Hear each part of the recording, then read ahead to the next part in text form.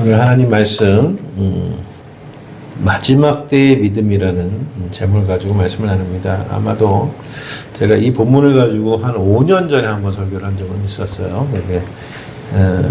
제가 그럼에도 오늘 이 설교를 다시 한번 우리 성도분들과 나누고 싶은 것은 무엇이냐면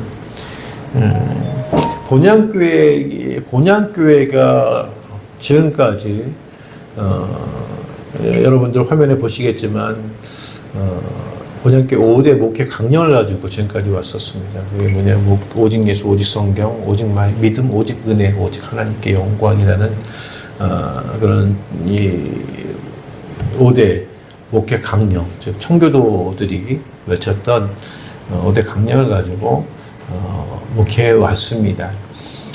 왜 오직 예수, 오직 성경, 오직 믿음, 오직 은혜, 오직 하나님께 영광이라는 주제를 가지고 왔냐면 마지막 때의 성도가 믿음을 지켜간다는 것이 그렇게 어렵기 때문에 그렇다는 거예요. 그래서 마지막 때의 성도들이 그 믿음을 지켜가는 방법이 어떤 방법이 있냐면 그는 오직 예수 아니면 안 되고 오직 성경 아니면 안 된다는 거예요. 오직 믿음 아니면 안 되고 오직 은혜 없이는 안 되고 오직 하나님께 영광 돌리는 삶 아니면 마지막 때에 그 신앙을 지켜간다는 게 상당히 어렵다라는 말씀이에요. 그래서 지난 10년 동안 계속적으로 이 주제를 가지고 같이 설교하고 같이 기도하고 같이 은혜를 나눴던 것 같습니다. 물론 그 가운데 마음적으로는 우리 교회가 확장이 되어지고 더 성장이 되어지고 더 많은 사람들이 함께 했으면 좋겠다라는 그런 생각이 없었던 건 아니에요. 그런데 중요한 거는 몇 명이 모이든 마지막 때의 신앙을 지켜갈 수 있는 성도들이 끝까지 남았으면 좋겠다라는 생각을 가지고 그렇게 설교를 우리가 목회를 해왔던 것 같아요.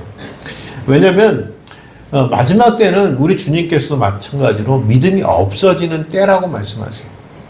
요즘에 보게 되면 교회는 많아지고 성도는 많아지고 굉장히 한국 교회, 세계 교회가 그렇게 막 부흥하고 하는 것 같지만 실제적으로는 마지막 때에는 믿음이 없어지는 시대라는 것을 우리 주님께서 말씀하셨어요.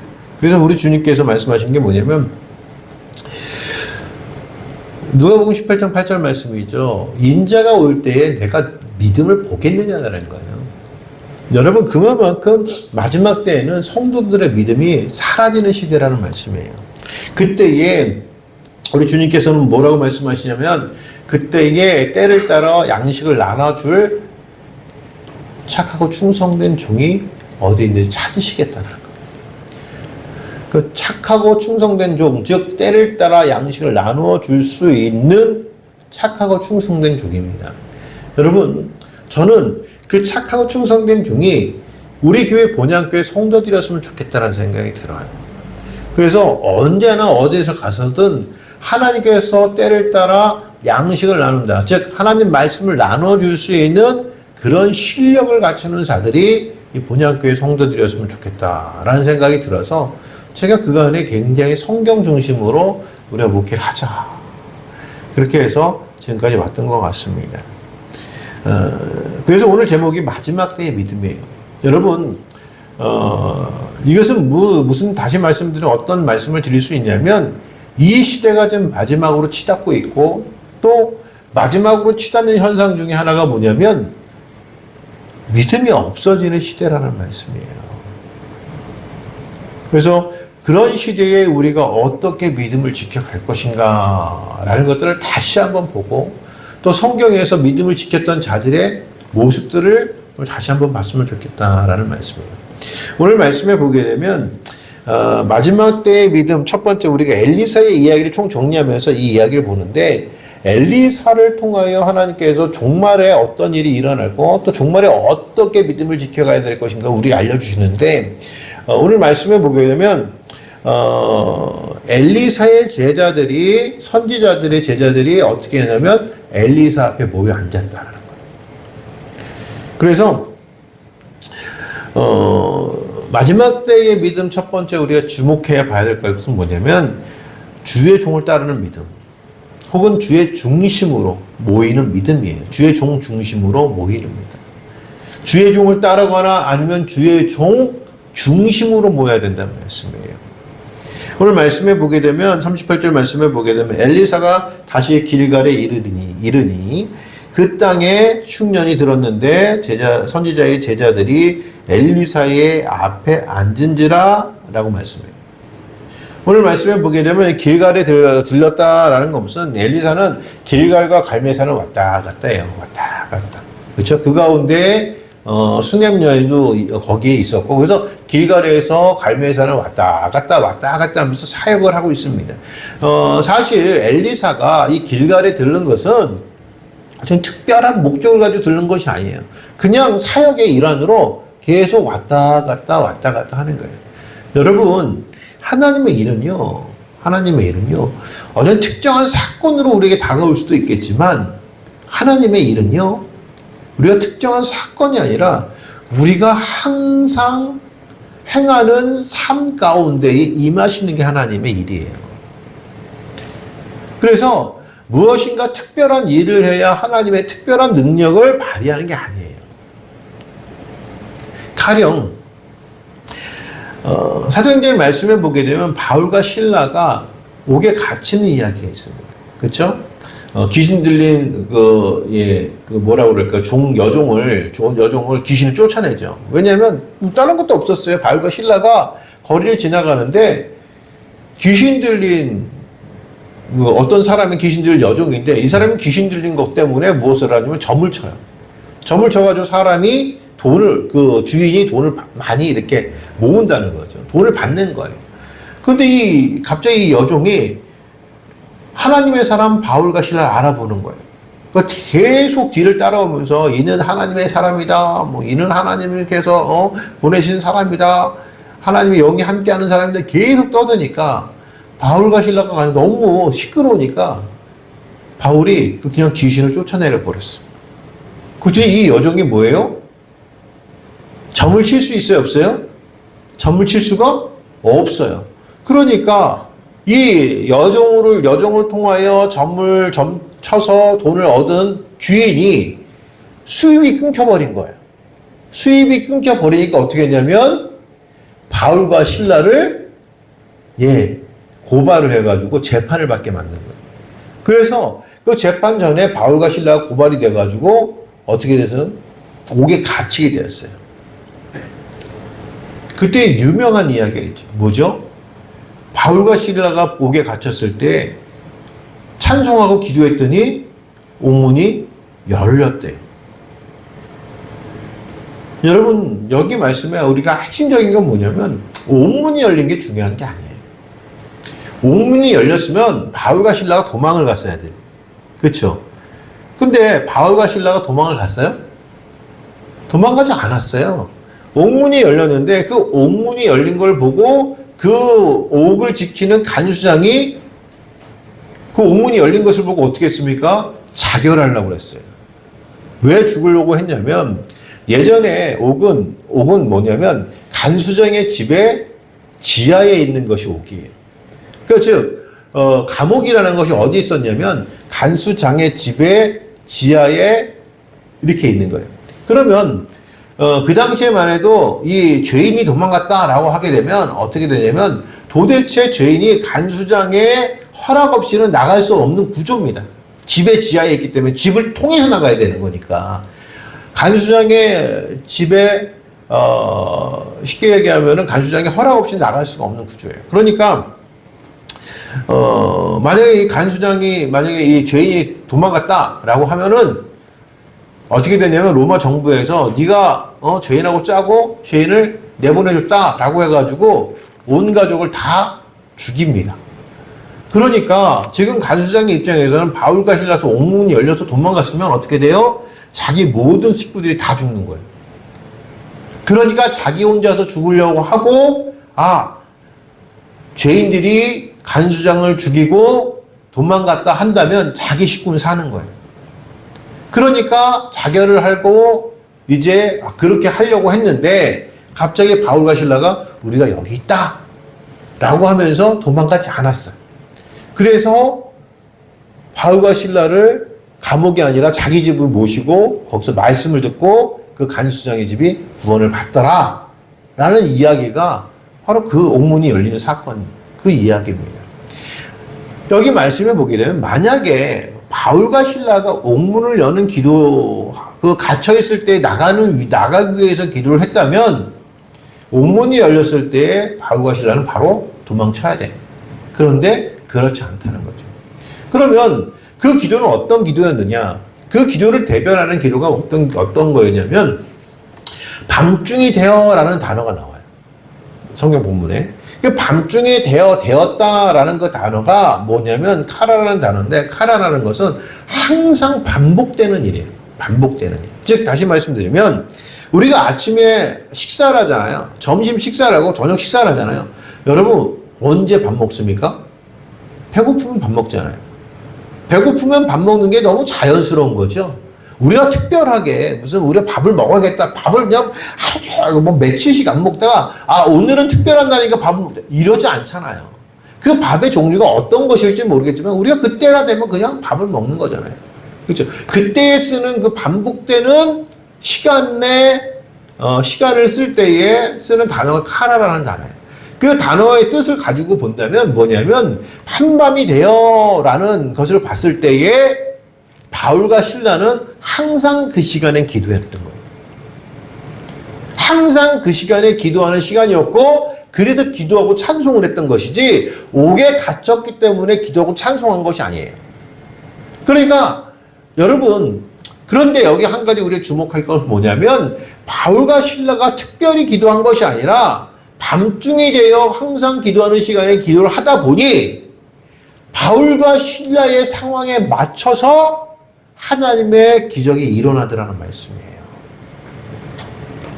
그래서 제가 말씀드리고 싶은 건 뭐냐면 습관적인 것이 중요하다는 거예요. 습관적으로 기도하고 습관적으로 성경 읽고 습관적으로 찬양하고 습관적으로 말씀 전하고 이 습관이라는 게 중요하다는 말씀입니다. 그래서 우리가 습관을 만들어야 돼요. 여러분 습관이 한 번에 만들어집니까? 그렇지 않아요. 습관을 잘못 들이면요 어쩌면 그 평생 안 하게 될 수도 있어요. 그래서 우리가 계속적으로 제가 성경 읽자, 우리가 기도하자라는 건 습관이 되어야 된다는 거예요. 여러분 마찬가지예요. 엘리사가 길갈과 갈멜살은요 어떤 특별한 경우에 다닌 것이 아니라 그냥 다닌 거예요. 그러다 보니까 거기서 하나님의 이적이 일어나는데 하나님의 이적이 일어나는 시기가 언제냐면 가뭄이 들었어요. 가뭄. 물론 여기 말씀에 먹을 것이 없었던 시기예요. 그때 가뭄이 들었는데 선지자의 제자들이 엘리사가 오니까 선지자 앞에 앉은 거예요. 가뭄 가운데. 여러분 여기에 굉장히 중요한 게 하나가 있습니다. 가뭄이면은 뭘 해야 되죠? 먹을 것을 찾아야 되잖아요. 그렇지 않습니까? 먹을 것을 찾아야 돼요. 또 먹을 것을 사러 가야 돼요. 아니면 먹을 것을 살 수 있는 돈을 구하러 가야 돼요. 선지자들 제자들에게 중요한 것이 무엇이었냐면 먹을 것을 찾는 일이었습니다. 먹을 것이 없는데. 근데 오늘 말씀을 보게 되면 선지자의 제자들이 다 어디 앉아 있어요? 엘리사의 앞에 앉았단 말이에요. 왜 엘리사의 앞에 앉았을까요? 여러분 여기에 중요한 핵심이 하나 있는데 뭐냐면 마지막 때에 주의 종 중심으로 모이고 주의 종 앞으로 나와야 한다는 모습이 여기 있는 거예요. 그게 뭐냐면 선지자의 제자들에게는 오늘 가뭄이 들었기 때문에 내가 먹을 것이 없는 것보다 더 중요한 게 뭐예요? 하나님 말씀을 듣는 거였어요. 엘리사로부터 하나님 말씀을 듣는 것이 이들에게는 더욱 더 중요한 일이었단 말씀이에요. 사랑하는 성도 여러분, 내가 어려워지면 어려워질수록 우리가 뭐에 더 중점을 둬야 되는 줄 아십니까? 하나님 말씀이에요. 내게 어려운 시기가 왔을 때에 더 우리가 관심을 가져야 될 것은 뭐냐면 하나님의 말씀이에요. 사업하다 사업이 잘 안 돼. 그때 더 좋은 사업을 찾으려고 애를 쓰는 것이 아니라 어떻게 해야 돼요? 하나님 말씀으로 와야 된다는 말씀. 내가 직장 생활하는데 문제가 생겼어. 내가 그러면 더 좋은 직장을 찾으러 다녀야 되는 것이 아니라 어떻게 돼요? 하나님 앞으로 나와 말씀 앞으로 나와야 된다는 말씀이에요. 그래서 주의 종 앞에 나와야 된다는 말씀이에요. 그래서 그것이 주의 종 중심으로 살아야 된다는 말씀이에요. 주의 종이 어떤 자들이기 때문에 말씀을 전하는 자들이기 때문에. 엘리사가 갈멜산과 길갈을 왔다 갔다 사역했던 건 뭐예요? 갈멜산은 기도하고 길갈에서 말씀 전하고. 이 사역을 반복했던 거예요. 그 가운데 선지자의 제자들이 오늘 엘리사 앞에 나왔다는 말씀이에요. 언제요? 가뭄이에요. 여러분, 그렇다면은 마지막 때는 가뭄입니다. 가뭄. 무슨 가뭄이에요? 말씀의 가뭄. 아모스 8장 11절 말씀에 보게 되면 이렇게 기록이 되어 있어요. 주 여호와의 말씀이니라. 보라, 날이 이를지니라. 내가 기근을 땅에 보내리니 양식이 없어 주림이 아니요 꿀이 없어 물이 없어 가람이 아니요 여호와의 말씀을 듣지 못한 기갈이라. 라고. 여러분, 우리의 영적인 가뭄은 뭔지 아십니까? 말씀을 듣지 못하는 거예요. 진짜 말씀을 듣지 못하는 거예요. 요즘 말씀에 홍수 시대라고 해요. 홍수. 여러분, 홍수가 오게 되면요, 진짜 먹을 물이 없습니다. 왜? 홍수로 말미암아 진짜 먹을 물이 다 흙탕물로 변해요. 예전에는 그렇죠, 뭐 이렇게 어디 뭐 동네 뒷산이라든가 뭐 이렇게 산에 오를 때, 어릴 때는 산을 참 좋아하던 것 같아요. 가면은 옆에 시냇물이 졸졸졸 흘러갔잖아요, 그렇죠? 그때는 뭐 물통 이런 거 없었잖아요. 그냥 그래서 시냇물이 있으면 그냥 뭐 그릇으로 손으로 이렇게 싹 해가지고 그렇죠, 세수도 한번 하고 이렇게 물을 해가지고 마시기도 하고 그렇죠. 그래도 아무 탈이 없어요. 요즘은 그 뭐 산에 올라가시는 분들은 꼭 물 하나씩 챙겨가더라고요. 뭐죠? 물 한 통을 꼭 챙겨가더라고요. 그렇죠. 또 뭘 챙겨요? 물보다 좋다고 또 오이 이런 거 챙겨가더라고요. 하여튼 근데 여러분, 왜 물을 우리가 물통에 물을 챙겨갈까요? 거기 물이 지금 흐르고 있는데도 그건 못 먹는 물이라고 생각하기 때문에 그런 거예요. 여러분, 말씀의 홍수의 시대에 보게 되면 진짜 하나님 말씀은 없어요. 정말. 하나님 말씀은 어떤 말씀이에요? 생명을 살리는 말씀. 그 안에 누가 있어요? 예수 그리스도. 예수 그리스도로 말미암아 구원받게 하는 말씀. 이 말씀 중심으로 사셔야 되는 거예요. 그래서 여러분, 이 말씀의 홍수 시대에는요, 제가 이런 말씀 드리긴 뭐하지만 성경 많이 보셔야 돼요. 성경을 많이 보셔야 그 말씀의 기준이 어디다라는 것을 확인할 수 있습니다. 그래서 여러분들 우리 성경 많이 봤으면 좋겠어요.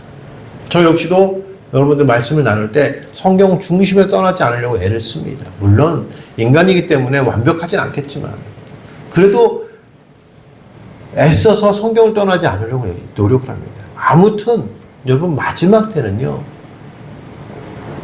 영적인 가뭄이 올 때 정말 하나님의 생수를 찾는 방법은 성경 안에서 찾을 수 있어야 된다는 말씀이에요. 또 성경을 가지고 말씀을 전하는 주의 종과 함께 할 수 있어야 된다는 말씀이에요. 사랑하는 성도 여러분, 마지막 때에 분명히 환란이 옵니다. 기근이 옵니다. 기근으로 인해서 먹을 것이 없는 그런 시대가 올 것입니다. 그때 우리가 어떻게 해야 돼요? 주의 종 앞으로 나와야 돼요. 그리고 말씀을 듣기 위해서 주의 종 중심으로 살 수 있어야 된다는 말씀이죠.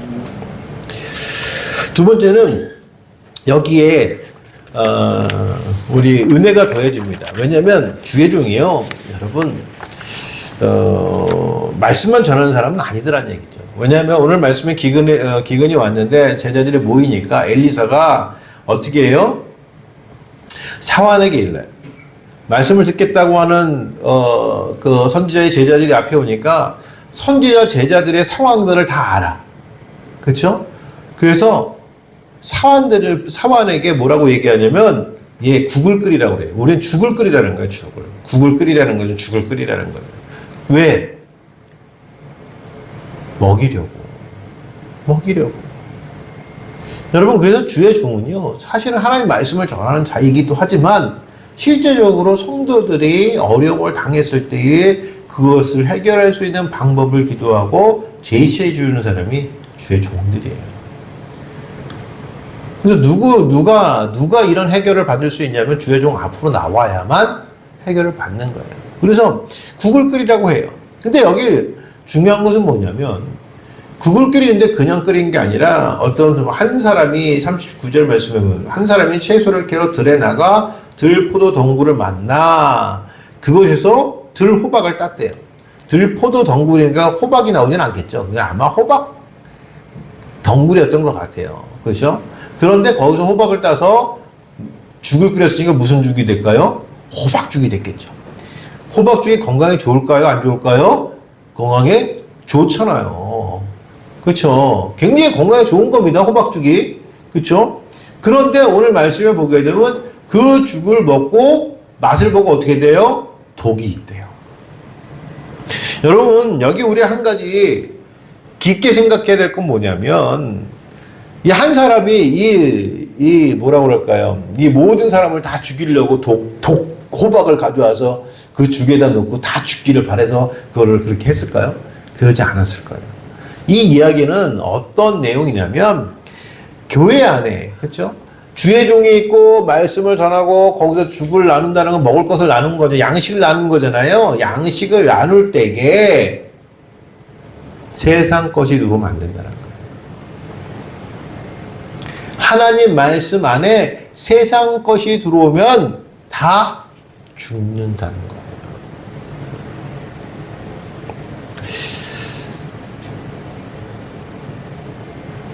들포도라는 것은 항상 성경에 들이라는 것은 세상을 이야기하거든요. 그래서 하나님의 에서와 야곱이 태어났을 때에 말씀을 보게 되면 하나님이 야곱은 사랑하고 에서는 미워했대요.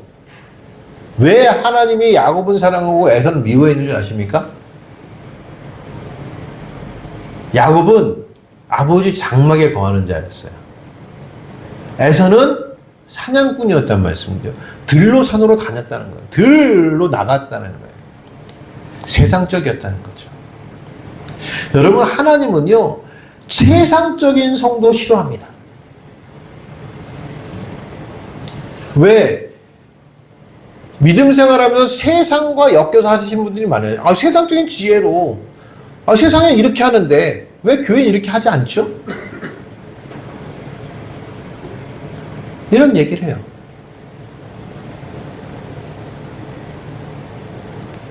세상은 왜 이렇게 하는데 왜 교회는 이렇게 하지 않죠? 세상에서 이렇게 하면 세상이 이렇게 해야 되는 거 아닙니까? 세상적인 기준이 아니란 말씀이에요. 하나님의 기준은. 그래서 세상 것이 들어오면 어떻게 돼요? 죽게 돼요. 근데 누가 죽어요? 다 죽어요.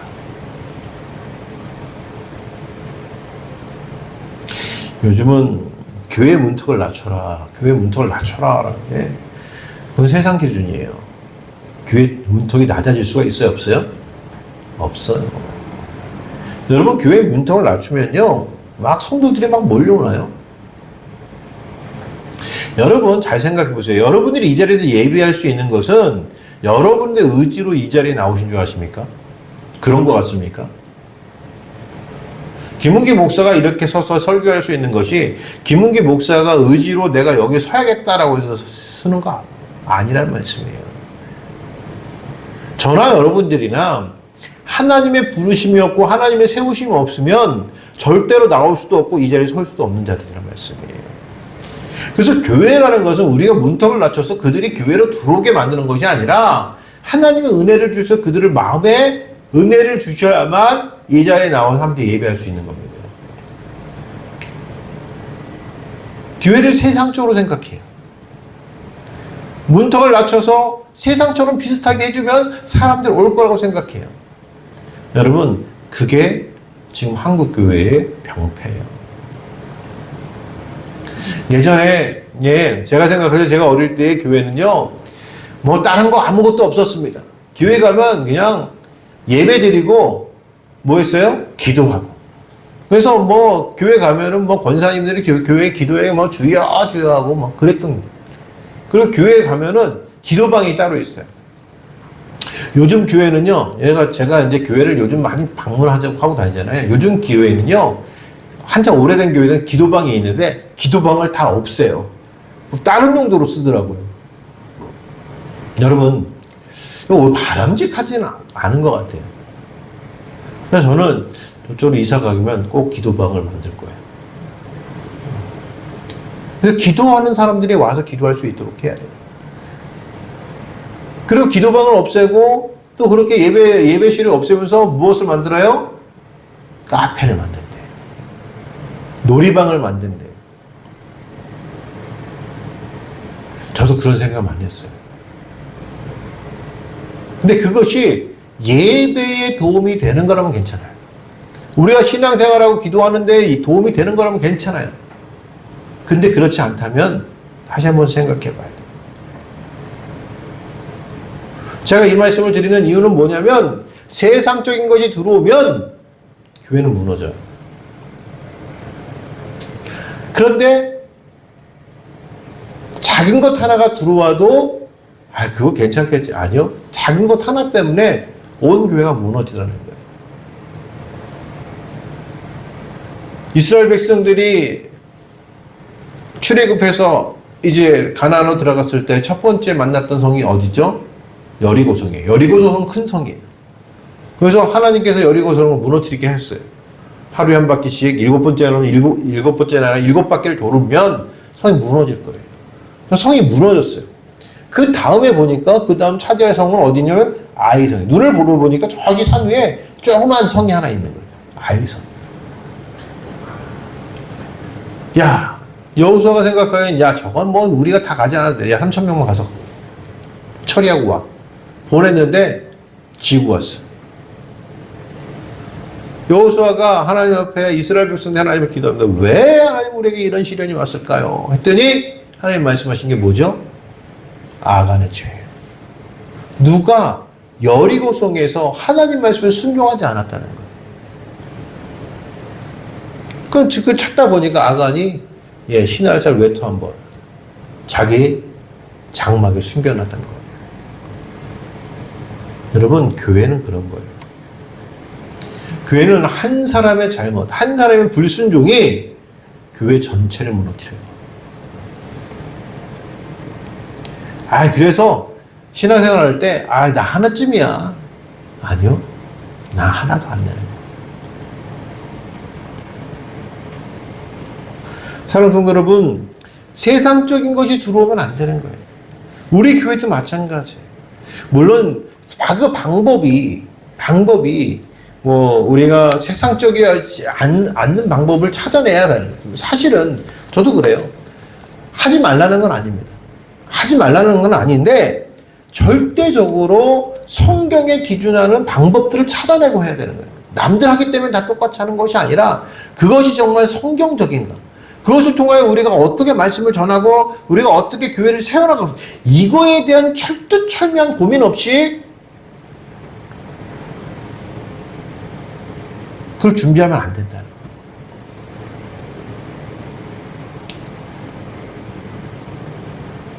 앞으로 교회에 이전을 해가면 많은 것들이 바뀔 수 있어요. 저도 지금 교회를 이렇게 제가 옛날부터 좀 생각했던 교회를 지금 구성하고 있습니다. 근데 그게 어찌 보면 이렇게 공연장 같기도 하고 어찌 보면은 교회 같지 않게 전형적인 전통적인 교회의 모습은 아닐 거예요.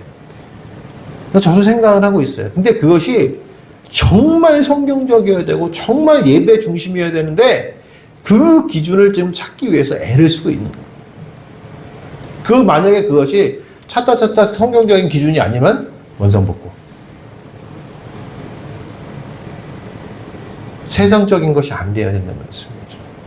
여러분, 우리에게도 마찬가지로 세상적인 믿음이 아니라 우리 오직 성경적인 믿음이 필요한 거예요. 오직 예수의 믿음으로 나아가는 우리들에게는 우리의 모든 것이 성경에 기반하여 성경의 중심적인 그런 기도가, 그런 교회가 돼야 된다는 것이 우리 교회라는 건 여러분 잊지 마시기 바랍니다. 그래서 주의 종 중심으로 모여야 되는 거예요. 그래서 어떤 교회는요, 어떤 집사님이 그런데요. 쉽게 권사님, 우리 이런 거 하면 어떨까요? 그러면 그 교회는 그런데요. 목사님한테 가서 여쭤봐. 우리끼리 계획하는 것이 아니라 우리가 계획할지라도 주의 종에게 와서 얘기하고. 우리 모임이 요번에 우리 뭐 합시다. 무슨 모임 합시다. 그럼 꼭 목사님께 우리 이렇게 해서 모입니다. 라고 얘기하고. 예. 그것이 바로 세상과 섞이지 않는 믿음이라는 거예요. 저와 여러분들 그 믿음을 갖기를 원합니다. 세 번째는요. 그러면 포도, 호박을 집어넣은 음식을 다 버려야 되느냐? 그렇지 않다는 얘기죠. 오늘 말씀을 보게 되면 독이 가득했다 한 그릇에 오늘 엘리사가 무엇을 넣어요? 무엇이죠? 가루를 가져오라. 이 가루가 무슨 가루일까요? 곡물가루겠죠? 민하라는 단어예요. 여러분, 곡물가루. 여러분, 곡물가루는 언제 쓰죠? 매일 드리는 소재에 쓰는 재물이잖아요. 번제나 이런 것은 동물을 잡지만 매일 드리는 소재에는 민하, 가루를 쓴다고요, 가루. 그렇죠? 그래서 이것은 무엇이냐면 무엇을 얘기하냐면 말씀을 얘기하는 거예요. 여러분, 매일매일 말씀을 가운데 사실은 그 말씀을 얘기하는 거예요. 또 어떤 분들은 이 가루는 반드시 무엇으로 뭐냐면 이게 맷돌로 가는 거예요. 그 가루가 맷돌이기 때문에 이 가루는 그 곡식을 신약과 구약이라는 돌로 가른 말씀이다라고 하시는 분들도 있어요. 아무튼 여기서 가루라는 것은 뭐냐면 양식이기도 하고 먹는 거이기도 하지만 그것은 반드시 저는 그 예배의 말씀을 얘기하는 거예요. 매일 드리는 소재로 드려지는 그런 가루를 이야기하는 거죠. 오늘 엘리사가 가루를 가져오라 라고 한 것은 뭐냐면 교회에 세상 것들이 들어와 어려워졌을 때에 우리 성도들의 삶 속에 세상적인 것이 들어와서 어려워졌을 때에 그것을 해결할 수 있는 건 뭐죠? 말씀이에요. 말씀으로 다시 돌아가는 거예요. 말씀 중심의 삶을 다시 시작하는 거예요. 그러면 어떻게 돼요? 그 그릇의 음식을 버리지 않고 먹어도 죽지 않더라라는 말씀이죠. 여기 저는 하나 생각한 게 그거예요. 교회에서요. 그래서 세상적인 거 하면 안 되나? 뭐 요즘 다 하는데? 라고 할 수 있지만, 할 수도 있지만, 그 안에 반드시 무엇이 들어가야 된다? 말씀이 들어가야 된다. 말씀 적여야 된다. 성경 적여야 된다. 오직 성경이어야 된다. 오직 성경은 뭐죠? 예수 중심이어야 된다는 거죠. 왜? 말씀의 육신이 되어 이 땅에 오신 분이 예수 그리스도시잖아요. 예수님은 자체가 말씀이시거든요. 그러니까 예수 중심으로 하지 않으면 안 된다는 거죠. 예수님 중심으로, 말씀 중심으로 살아가는 것만이 이 어려운 시대에서 가뭄 가운데 살아날 수 있는 방법이다라는 말씀이죠. 사랑하는 성도 여러분, 이 시대를 바라보면 어쩌면 마지막 때는요, 주님께서도 그러셨어요. 믿음을 잃어가는 시대라고 말씀하십니다. 그래서 저는 이건 사실이니까 그렇게 생각합시다. 사실이니까 인정합시다. 뭐냐면 30년 전 우리 장로님들, 우리 집사님들, 우리 권사님들 믿음보다 우리 믿음이 더 없어요. 그거 인정해야죠. 그분들은 정말 교회를 위해서는 난리였잖아요. 30년 전에 교회 보게 되면 봉사하고 헌신하고 교회에서 기도하고 이런 모임들이 얼마나 많았는지 몰라요. 근데 이 시기에 그거를 하자고 하면 뭐라고 그러는지 아십니까? 이단이래요. 아니 교회에 모여서 예배하자고 하는데 이단이래. 교회에 모여서 기도하자는데 이단이래. 그걸 열심히 하면 미쳤대. 그런 시대가 됐어요. 오히려 열심을 내는 그런 믿음에 찬물을 껴는 시기가 됐어요. 적당주의가 들어온 시기. 적당주의. 적당히 좀 하고 나도 적당히 먹고 살고 나도 적당히 봉사하면 되지. 내가 뭐 그런다고 해서 무슨 뭐 교회에서 인정이나 받아. 교회에서 인정받지는 않지만 하나님은 인정하시겠죠. 그게 중요한데 남들 다 그렇게 하는데 남들이 다 그렇게 하니까 나는 더 열심히 해야겠죠. 그런 믿음으로 가야 되는데 그냥 남들처럼 적당히. 왜? 시대가 그렇게 됐어요. 그렇다고 해서 그걸 나쁘다고 얘기하진 않아요. 왜? 시대가 그렇게 됐기 때문에. 그런데 그 가운데 정말로 하나님이 기뻐하실 믿음이 무엇인가라는 것들을 우리 다시 한번 생각해 보자는 거예요. 그럴수록 남들이 기도 안 하니까 나도 기도 안 하는 것이 아니라 나는 더 열심히 기도하고. 예전에 우리 믿음의 선조들처럼, 아니 믿음의 선배들처럼, 우리 아버지 어머니처럼 그 믿음이 오늘 저와 여러분들이 있기를 원합니다. 그 믿음이야말로 마지막 때 가뭄에 그 가뭄을 해결할 수 있는, 넘어갈 수 있는 믿음이라는 걸 잊지 마시고 항상 그 믿음 중심으로 서시기를 주의 이름으로 축원합니다. 기도하시겠습니다.